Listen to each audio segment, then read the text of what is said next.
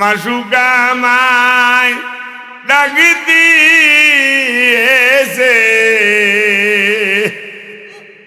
আয়রে ছুটে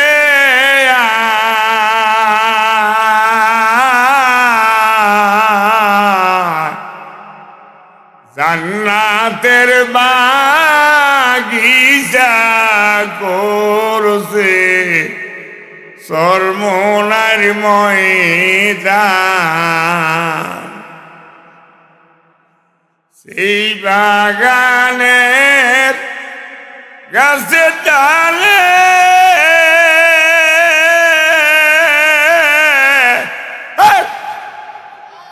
বছরে বল দুইবার আসে আরে অগুরা হালার ফাল্গুন মাসে আরে অগরায় হালার ফাল্গুন মাসে ওই ফল পাকা পাওয়া যায় জান্নাতের বাগিচা করছে সরমনার ময়দান আরে মাসুকামায় ডাক দিয়েছে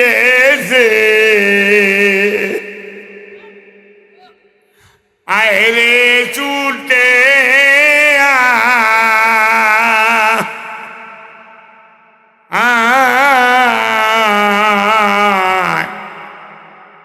জান্নাতের বাগিচা করছে সরমনার ময়দান মাসুক কে আল্লাহ জোরে কার আরো জোরে যে ব্যক্তি আমার মাওলারে মাসুক বানাইব নিজে তার আশেক হবে এই মাসুকে কিয়ামতের মাঠে তোমার সঙ্গে দেখা করবে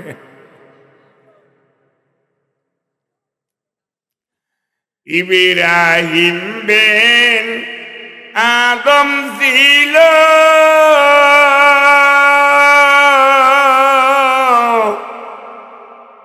মাওলার প্রেমে পাগল হইল আরে রাজিহাসন ফেরে দিল ওই মাসুকের জ্বালা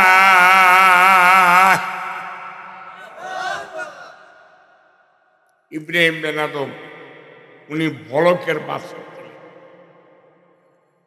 বলকের বাচ্চা ছিলেন উনাকে ওনার সায়াকে বলছি সুবহানাল্লাহ আলহামদুলিল্লাহ আল্লাহু আকবার 100 বার 1000 বার করে তেলাওয়াত করত উনি ঘরের ভিতরে বৈশা সুবহানাল্লাহ স্বর্ণের তসবিহ স্বর্ণের গোটা দিয়া তসবিহ বানাইছে ঘরের ভিতরে বৈশা সুবহানাল্লাহ আলহামদুলিল্লাহ আল্লাহু আকবার জিকির করে ছাদের উপরে বৈশা থাকিয়া টক টক টক টক আওয়াজ করে ডাক দিয়া কই কে আমার ছাদের উপরে ও আমি আমার একটা ঘোড়া আঙ্গে কি আর আঙ্গেছে ঘোড়ার আমি বিচারতেছি বলকের বাদশা ইব্রাহিম ডাক দিয়া কয় আহমদ দুনিয়ার একটা ঘোড়া তোমার হারানো গেছে তুমি কি আমার ছাদের উপরে দাঁড়াইয়া ঘোড়া পাইবানি ওই মুসাফির ডাক দিয়া কয় রে বাদশা আমি তো আহাম্মক না তুমি আহাম্মক পৃথিবীর মালিক আমি যদি একটা সাধারণ গোড়া তোমার ছাদের উপরে না দাঁড়াইয়া তালাশ করলে না পাই পৃথিবীর মালিক আল্লাহকে, এই লেপ্ত শোকের ভিতরে বৈশা থাকিয়া তুমি কোনোদিন আল্লাহরে পাইবা না। আজকে তো লেপ্ত শোক মানুষ ছাড়তে চায়, বাড়িটা ছাড়তে চায়। এই বাড়িটা যে ওনারা একদিন তালাক দিব, এই বাড়িটা যে ওনার একদিন তালাক দিব, এইটা ওনার জানা নাই। এই বাড়িটার থেকে এমন ভাবে তালাক হয়ে যাবে, লেপ্ত শোক খাট পালং কই থাকবে তার কোনো খবর থাকবে না। কথা ঠিক না বেজি?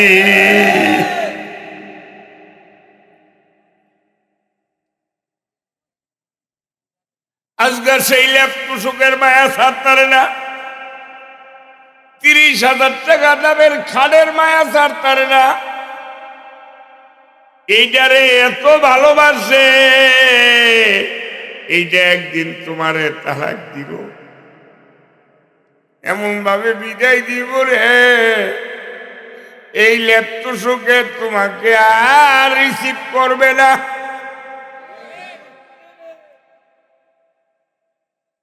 কেমনে তা কি বরে আমি ওই আমার ভাই বন্ধু সারিয়ারে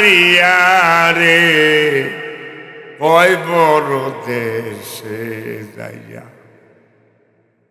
সোনার বদন রঙ্গের দলু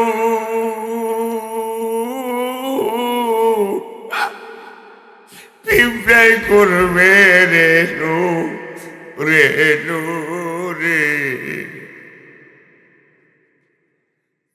গালে কুকুরে খাইবে, ও খাইবে তোর বুকে, আল্লাহু আকবার, খাইবে তোর বুকে পারা দিয়া রে, কয় বড় দেশে যাইয়া।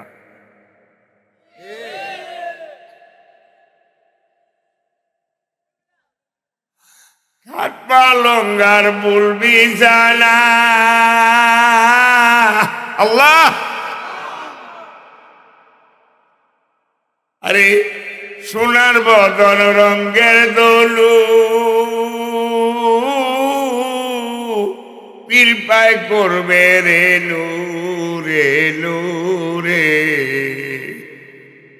খাট পালঙ্গার বলবি সানা কারে যাবি দিয়ারে,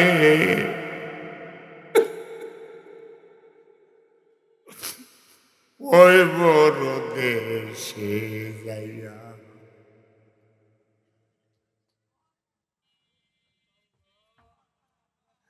এই খাট পালং আর ফুল বিছানা তোমার কারে দিয়া দিবা, তোমার জন্য 3.5 পানি রেডি হয়ে রয়েছে। অমরটায় তোমাকে 10 বার ডাক পারে, ও আল্লাহর বান্দা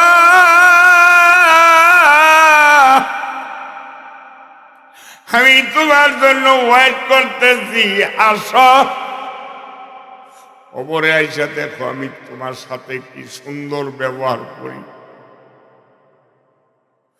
কারো কারো কবর হবে জোকমাতুল কবর, কারো কারো কবর হবে ও ভাইরা আমার জান্নাতের বাগান,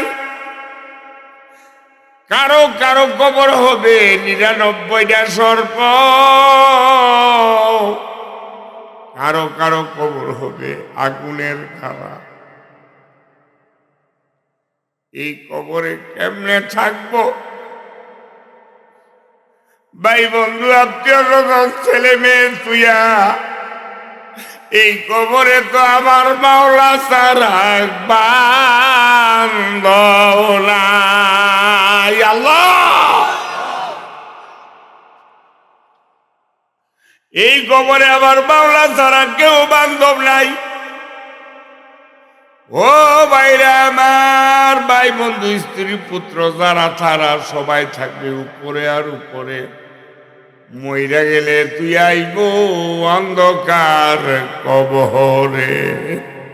কেমনে থাকবি রে অন্ধকার কবরে?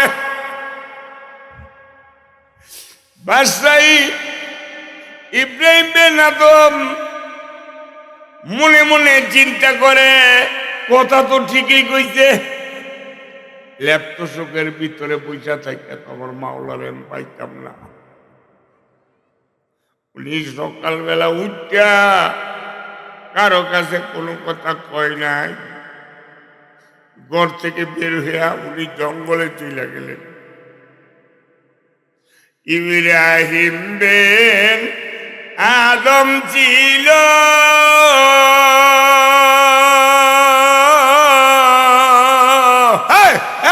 আল্লাহু আকবার, আমার মাওলার প্রেমে পাগল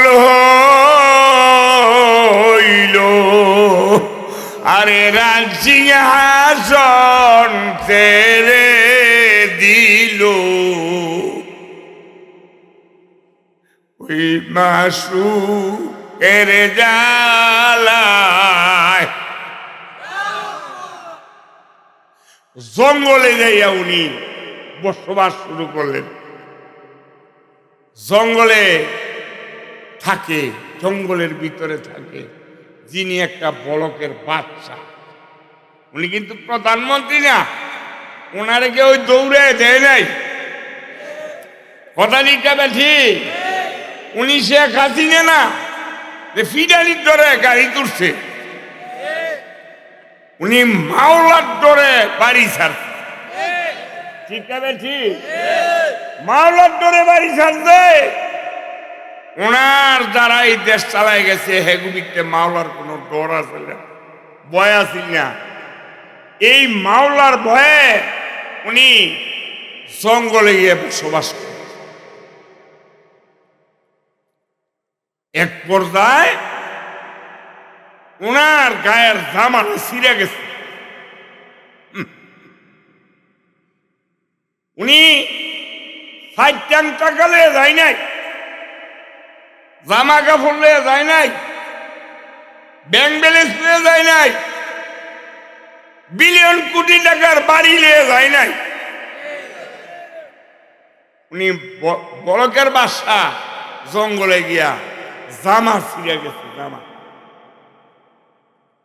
এই জামাটা অনেক কষ্ট করিয়া, সমস্যা হইতেছে সামনে বসুন, সমস্যা হইলে কোন ওয়াজের দ্বারা ঘুরাই দেই। ওয়াজও আইছেন, কিছু বুঝ দিতে আইছেন, এখান থেকে হাসাহাসি আনন্দ নিয়ে যাইতে কয় নাই। এখানে আসছেন দিল তৈরি করার জন্য, নফসকে কন্ট্রোল করার জন্য, আমলকে তন্দুরস্তি করার জন্য, দিল দিয়ে একটা বুঝ দিয়ে যাওয়ার জন্য। কথা ঠিক যাবে ঠিক। একসময় বহুত রঙের ওয়াজ করছি, আমানুল্লাহ সিদ্দিকীর ওয়াজ তরই বাতির মতন ভাল ফারছে, বহুত কোয়ালিটির ওয়াজ করছে। এখন কবরে যাওয়ার ওয়াজ।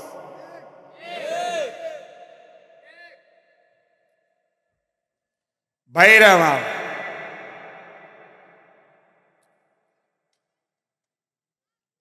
জামা সিলাই করে, জামা একটা সুই লইছে, অনেক কষ্ট করে একটু সুতা ব্যবস্থা করছে, জামা সিলাই করতেছে, জামাটা খুইয়া এই রাস্তা দিয়া কেমনে কেমনে জানি এই জঙ্গলের ভিতরে উনার জমানার উজিরা যাইতেছে।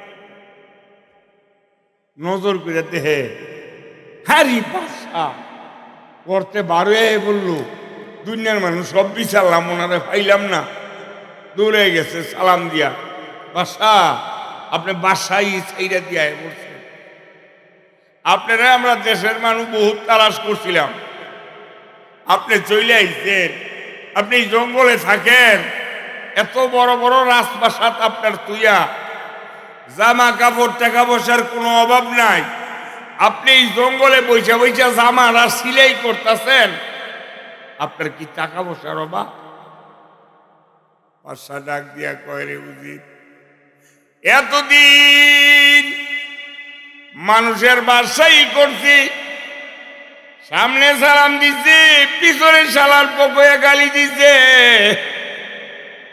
এই বাসাইটা সাইডা আমি এখন বর্তমানে যে বাসাইটা লইছি, যেই বাসাইটা লইছি, এই বাসাইটা লইয়া যদি আমি কবরে যাইতে পারি, আমার মাওলা কিয়ামতের মাঠে না জানি যে আমার মাওলা কত বড় নিয়ামত দান করে। উজিরে ডাক দিয়া কয়, কোথায় বাদশাহী? আপনি কি নিজের জামাটা সুই দিয়া কাপড় সেলাই করেন? তুই কি আমার বাসাইটা দেখতে চাস? দেখান।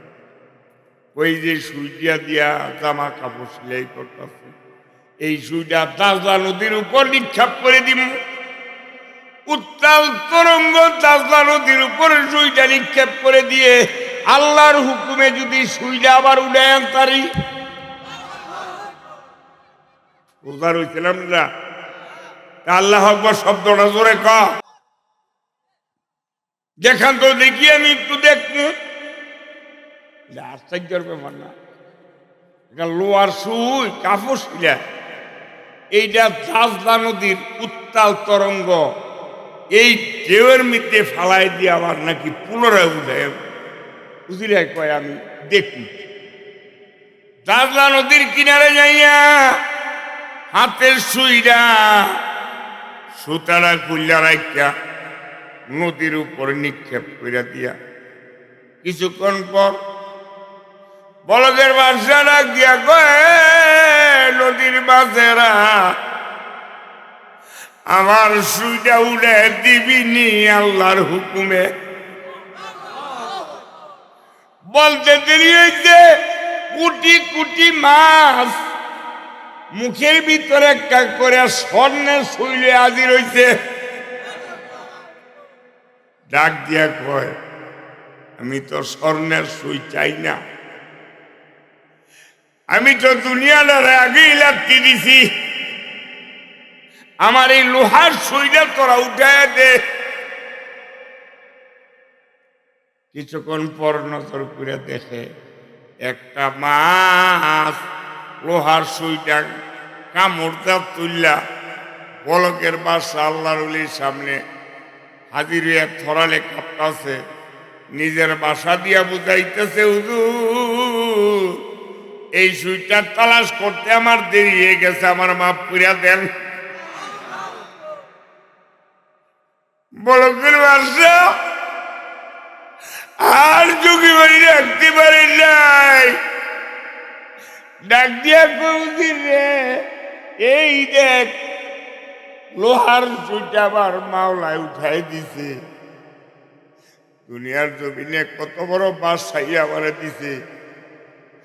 ও উজিরা, কিয়ামতের মানে আমার মাওলায় না জানিলে কত বড় বাদশাহী দান করে।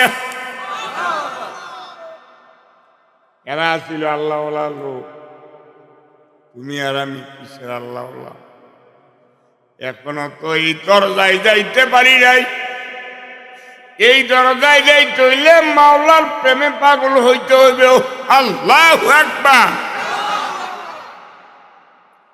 জুন্নুন মিস্ত্রি নদীতে পার হইতেছে, ওলি আল্লাহ মানুষ তো, একটা টাকা লাগবো ভাড়া, তো অর্ধেক নদী গেছে পরে লোকেরা ভাড়া উড়াইতেছে, আছে না, এই ভাড়াটা উড়ে এলাম।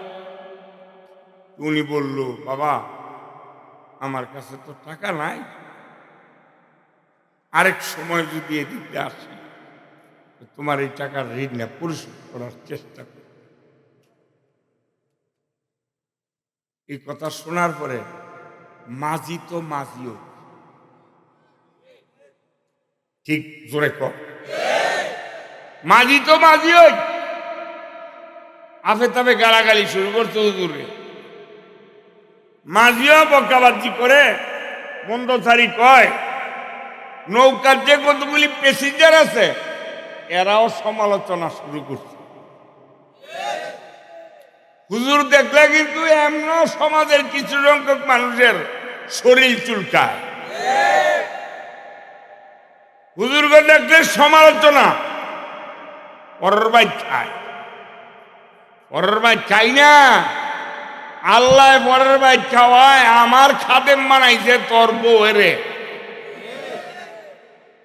তোরে বানাইছে খাদেম, তুই গাতা, তুই বাজার কইরা গাতার মতন বাইরা বাইতে না দিস, তোর বিবি সাহেবেরা ইন্ডা বাইরা সুন্দর করে আমাকে খাওয়ায়। সমালোচনা করিস না, আল্লাহ তোকে খাদেম বানাই দিছে আলেমের, ঠিক না বেঠি? আলেমের খাদেম হিসেবে তোরা কাজ করবি, ঠিক মতন পাক করিয়া খাওয়াবি। আবার চিন্তা করি পুরাপুরি খাওয়াইতাম না, সমালোচনা শুরু করছে নৌকার মধ্যে। হুজুর এইরকম, হুজুর পকেটে আবার কবে টাকা থাকে,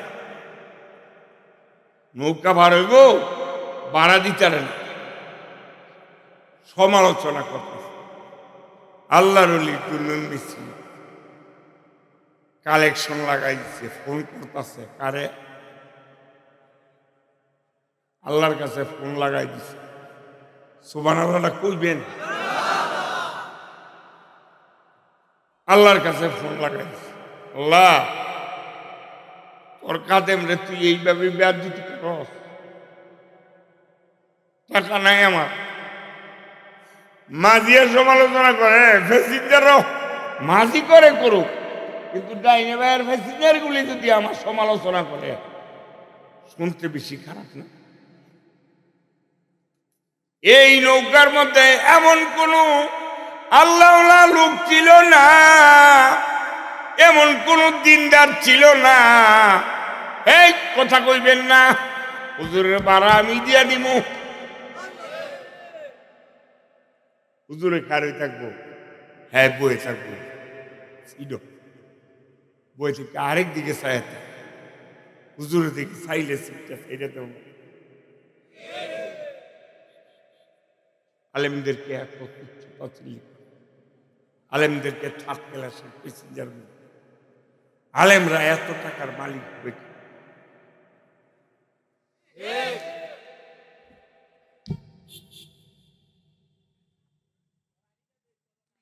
ফোন করে দিছে আমার আল্লাহ রে,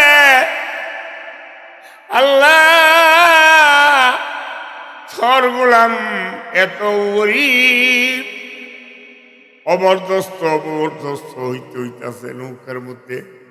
শত শত লোকেরা আমার সমালোচনা করে, মাঝি বেচারার সমালোচনা করে, আমার যে বেয়াদবি করতেছে, তোর কি কষ্ট লাগে না? আল্লাহ ডাক দিয়া গো, আল্লাহ ইন্না আউলিয়া আল্লাহ লা গাউফুন আলাইহিম ওয়ালা হুম ইয়াহজানুন। আল্লাহ ডাক দিয়া কো, ওলিদেরকে আমি ভালোবাসি, ওলিরা কষ্ট পাইলে আমি আল্লাহর কাছে কষ্ট লাগে। আল্লাহ ঘোষণা করে দিলেন, ও নদীর মাছেরা, আমার জন্য মিস্ত্রি একটা টাকার জন্য বেয়াদবি হইতেছে, তোরা কি পারবি আমার জন্য মিস্ত্রির জন্য একটা করে স্বর্ণের টাকা দিয়ে হাজির হইতে? নজর করে দেখে নৌকার চতুর্দিক দিয়া হাজার হাজার লক্ষ লক্ষ মাছ একটা করে স্বর্ণের টাকা লইয়া চতুর্দিক দিয়া লাফাইতাছে। আল্লাহর আর চোখে পানি রাখতে পারে নাই। আল্লাহর কান্দে আর ডাক দিয়া কয়, নৌকার মাঝি রে, ও নৌকার মাঝি, তোর কত টাকা লাগবো নিয়ে আনি? আমার মালিককে ফোন করছিলাম, মালিকে টাকা পাঠায় দিছে। হাজার হাজার লক্ষ লক্ষ মাছগুলি পানির উপরে মাছ লইয়া পয়সা লইয়া না পায়। এই দিকটা দেখা নৌকার বাজি যত প্যাসেঞ্জার ছিল দৌড়ে আল্লাহর ওলির বাহর আমরা তো আপনার চিনি নাই, যদি চিনতাম আপনার গুদারা ভাড়া যদি আমি দিয়া দিতাম, কিয়ামতের বাদে আমার গুদারা ভাড়ার ব্যবস্থা আল্লাহ করে দিত। মাঝি চোখের বাড়ি কইরা কান্দে, ডাক দিয়া গো আল্লাহর ওলি গো, আমি বুঝি নাই, আমি জানি না, আমি চিনি না, যেই লোকের গুদারা ভাড়া আমার আল্লাহ দিয়া দেয়, আমি কেন ওই লোকটারে ফিরি পার কইরা দিলাম না? এই জন্য বলবো ভাইরা আমার, আলেম ওলামাদেরকে দেখলে থার্ড ক্লাসের প্যাসেঞ্জার মনে করেন না। জানেন না কার ভিতরে কি ঘুমায় রয়েছে, কার ভিতরে আবার মাওলার প্রেম ভালোবাসা অন্তরে জন্মা রয়েছে। কোন লোকটায় কোন জায়গার থেকে ডাক দিলে আমার মাওলায় তার ডাকে সাড়া দিয়া লায়।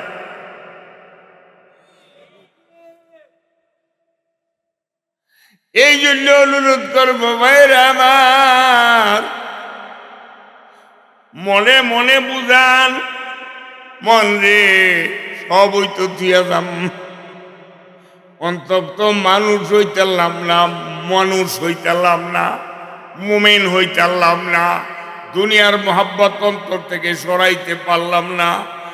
হুব্বুদ দুনিয়া রাসু কুল্লি খাতিয়া, তুই এই দুনিয়ার মোহাব্বত অন্তর থেকে যতক্ষণ পর্যন্ত না সরাইবা, ততক্ষণ পর্যন্ত মাওলার মোহাব্বত অন্তরে আইতো না। কথা ঠিক না বেটি? থেকে মদিনার পথ ধরছে, সুবহানাল্লাহ। ওই মদিনার পথে রে আমার, ওই মদিনার পথে, বলেন ওই মদিনার পথে রে আমার, হিজরত করতে চলছেন গো নবীজি, চলছে না দাঁড়াতে, বাড়িতে রাখিয়া গেলেন হযরত আলী কে রে আমার। বলেন বলেন ওই মদিনার, মজা লাগে না? মজা লাগে না? মজা না লাগলে কপাল ফুটছে। বলেন ওই মদিনার পথে, ওই মদিনার, যেই মদিনা যাওয়ার জন্য আমার নবী হযরত আলীকে ডাক দিয়া বলছিল, আলী রে এই মুহূর্তে আমি মদিনার পথ। হযরত আলী ডাক দিয়া কয়, ইয়া রাসূলুল্লাহ, মদিনায় যাচ্ছেন, যাবেন তত আগেই জানি, তবে একটা কথা আমি জানতে চাই, মদিনায় যাবেন সেটা কি আল্লাহর হুকুমে না মক্কার কাফেরের ভয়ে? নবী গো, মক্কার কাফেরের ভয়ে যদি মদিনা যান, আমি আলী আপনার ঘরের দরজা দাঁড়াবো, আমি দেখব মক্কার কোন শক্তি আমার নবীরে মারতে আসে। তারা ছিল আশেখা রাসূল, তুমি আর আমি, আমির তিরাশে, জিলাফির আশেখ, বিরিয়ানির আশেখ, খিচুড়ির আশেখ, তারা ছিল নবীর আশেখ। ঠিক না ঠিক? নবীর জন্য জীবন কুরবানি করে দিত। চিৎকার করে বললাম আল্লাহু আকবার। আমার নবী মক্কা থেকে মদিনায় হিজরত করছে, 13 দিনে 13 মন্দির, 13 ঘন্টার ওয়াজ। আমি সংক্ষেপ মদিনায় আগমন। আমার নবী মদিনায় যাওয়ার পরে মদিনার ছোট্ট ছোট্ট মাসুম বাচ্চাগুলি আমার নবীরে স্বাগতম জানায়, সাহাবারা স্বাগতম জানায়, মহিলারা স্বাগতম জানায়। মদিনার মানুষগুলি আমার নবীর জীবনের চাইতে ভালোবাসে। চিৎকার করে কোন সেই নবীর লৌসানিতে দুনিয়া গেছে বলে সেই নূরের বাতি জ্বলে মদিনার ঘরে ঘরে। সেই নবীর রৌশানিতে দুনিয়া গেছে বলে সেই নূরের বাতি জ্বলে মদিনার ঘরে ঘরে। দয়াল মুর্শিদে যার সখা তার কিসের আবার ভয়, দয়াল মুর্শিদে যার সখা তার কিসের ভাবনা। হৃদয় মাঝে কাবা নয়নে মদিনা। যেই মদিনা শহরে গেলে এত শান্তি, এত ভালো লাগে। মদিনার এরিয়াটা পুরা শান্তি।